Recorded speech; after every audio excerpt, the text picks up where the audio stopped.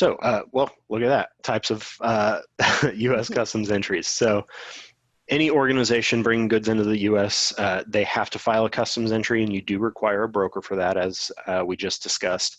There are a lot of different forms or formats that an entry can take.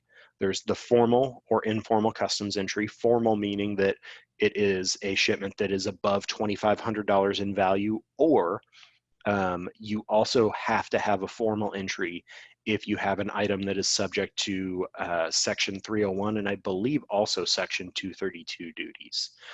Even if you have an item that's under $2,500 in value, if you are subject to Section 301 additional duties from lists 1, 2, 3, or 4A, you still have to file a formal entry even though your value is low. And the reason for that is customs looks at those entries more closely, and they also want to make sure that they are getting the full amount of duties and taxes from those particular entries.